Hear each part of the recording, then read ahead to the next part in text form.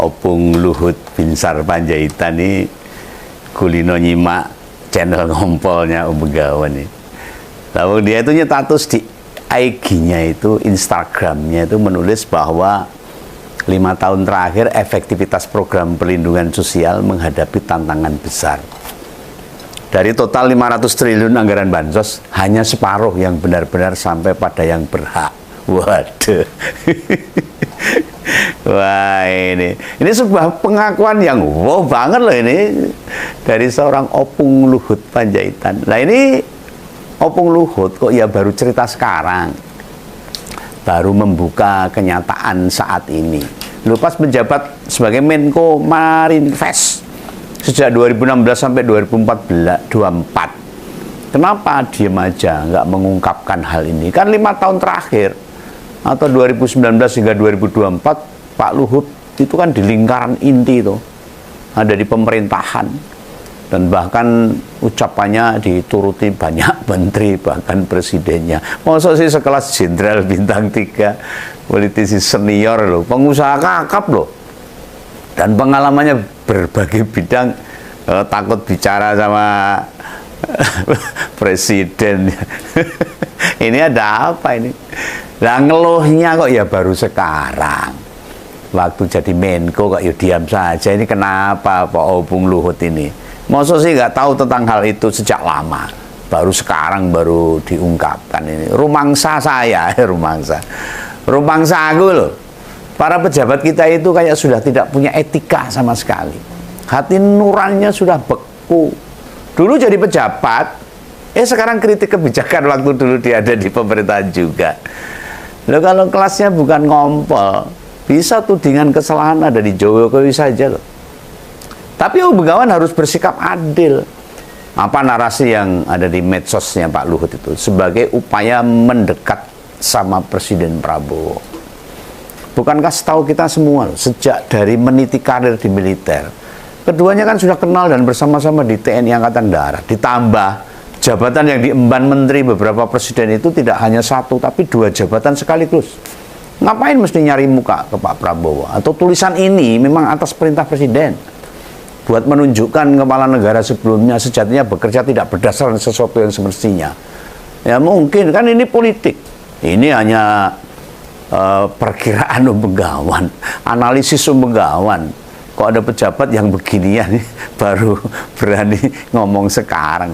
Tapi status yang ditulisnya itu menyebut jelas nominal 500 triliun bila separuh, artinya kan ada anggaran 250 triliun yang mengalir tidak sesuai, tidak pas tujuannya.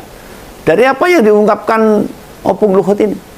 Oh, apa Pak Luhut diperintah presiden buat mendowngrade, melemahkan posisi politik Pak Jokowi saat ini?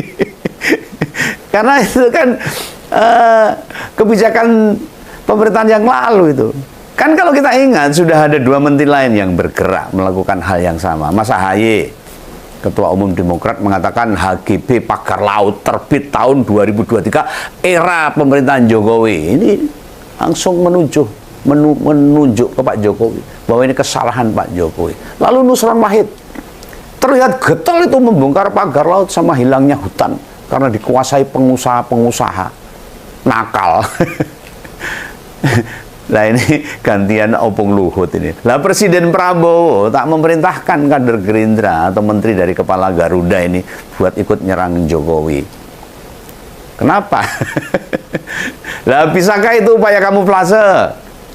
Atau mengurangi risiko atau mengantisipasi agar partai Gerindra tidak dihabisi sama Jokowi? Ya entahlah, masa bisa menghabisi Gerindra? Itu kalkulasi yang paling mungkin. Yang jadi landasan mengapa status medsos Opung terlihat sangat jelas, keras gitu.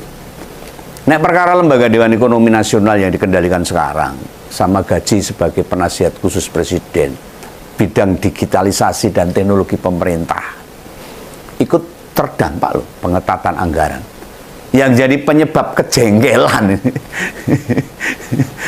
Mungkin loh, tapi saya kira enggak. Kita semua kan paham duitnya dia itu kan hura umum sekarang itu.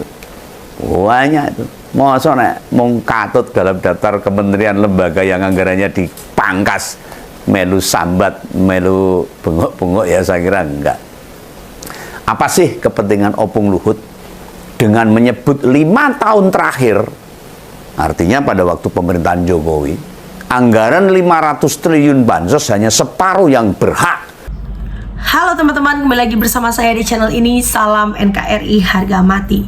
Nah teman-teman, dalam video ini ada sebuah cuplikan dari Mas Begawan yang mengatakan Luhut bongkar dana bansos 500T era Jokowi, separuh salah sasaran. Nah teman-teman, kita akan membahas beberapa komentar dan beberapa memang pemikiran beberapa masyarakat dan netizen yang memang menyikapi perihal tersebut. Yang pertama, Opung dan Mulyono sama-sama antara dalang dan wayang. Kemarin soal LPG 3 kilo dianggap salah sasaran, terus korbannya pengecer gas dan rakyat juga. Kirim dana bansos separuh salah sasaran, pasti nanti korbannya rakyat lagi. Kemarin saat berkuasa, semua kementerian dia kuasai sudah seperti Perdana Menteri aja nih orang. Pak Begawan, makasih atas pencerahannya. Baru sekarang, karena sekarang sudah diganti majikan. Lebih baik bersaksilah di pengadilan atas dana sebesar itu, buktikan kecurangan tersebut sehingga semua menjadi terang menderang dan adil. Pak, RT RW di daerah saya banyak yang kaya, tapi keluarga mereka dapat semua bantuan untuk rakyat tidak mampu. Dari RT dan RW, saya pernah melihat mereka membawa bantuan untuk rakyat tak mampu ke keluarga mereka sendiri. Padahal keluarga mereka itu rumah mewah, banyak mobil, dan punya bangunan walet. Kami rakyat menegah cuma bisa menonton doang. Ya tolong Pak Prabowo jangan terpengaruh dengan omongan Luhut. Jangan-jangan dia hanya ingin menjilat kepada Pak Prabowo agar dia tetap bertahan di kabinetnya. Saran saya, apapun yang terjadi akan hal ya tetap ganti saja menteri-menteri yang sudah lama bersekongkol. Kalau Pak Luhut pada waktu kepemimpinan Jokowi merasa tertekan dan tidak bisa berbuat apa-apa, maka sekarang ini saatnya untuk membuka semuanya. Kalau Pak Luhut benar-benar ingin di PHK yang benar, maka dia harus bisa menguraikan secara detail tentang bansos yang tidak tepat sasaran.